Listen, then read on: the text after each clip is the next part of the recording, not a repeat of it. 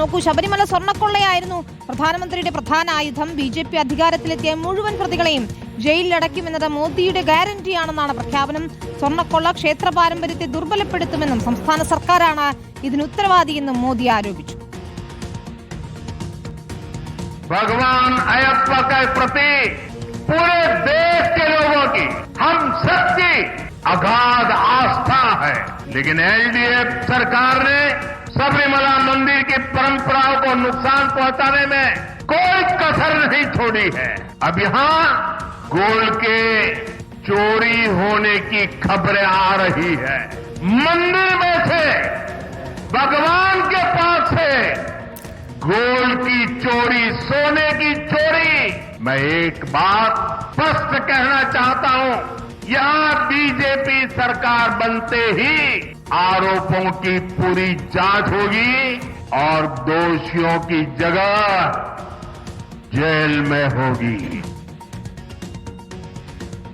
ഹരിമോഹനാണ് ചേരുന്നത്. ഹരിമോഹൻ, ഇതാണ് മോദിയുടെ ഗ്യാരണ്ടി എന്ന് പറഞ്ഞുകൊണ്ടാണ് സ്വർണ്ണക്കൊള്ളയിൽ പ്രതികളെയെല്ലാം ജയിലിലാക്കുമെന്ന് പ്രധാനമന്ത്രി പറഞ്ഞു വെക്കുന്നത്.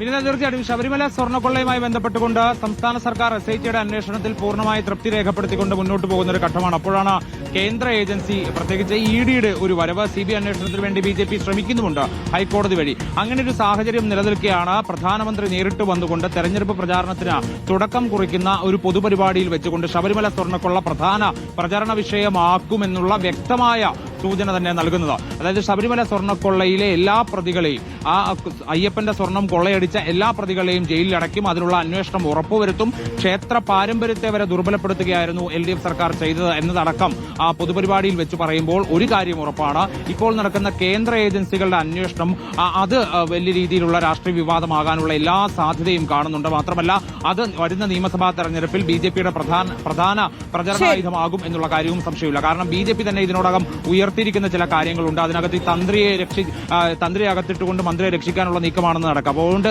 ഈ കേന്ദ്ര ഏജൻസികളുടെ അന്വേഷണം മുന്നോട്ട് പോകും തോറും മോഡിയുടെ ഈ വാക്കുകൂടി കൂട്ടി യോജിപ്പിച്ച് നമ്മൾ വായിക്കേണ്ടതുണ്ട്. അന്വേഷണം വരും ദിവസങ്ങളിൽ ഒരു വലിയ രാഷ്ട്രീയ വിവാദത്തിലേക്ക് പോകാനുള്ള സാധ്യത കൂടിയാണ് മോഡിയുടെ വാക്കുകളിൽ നിന്ന് നമുക്ക് മനസ്സിലാക്കാൻ. അതാണ് ലോക്സഭാ തെരഞ്ഞെടുപ്പിന് തൊട്ടു മുൻപ് കരുവന്നൂരും അവിടുത്തെ ഇ.ഡി.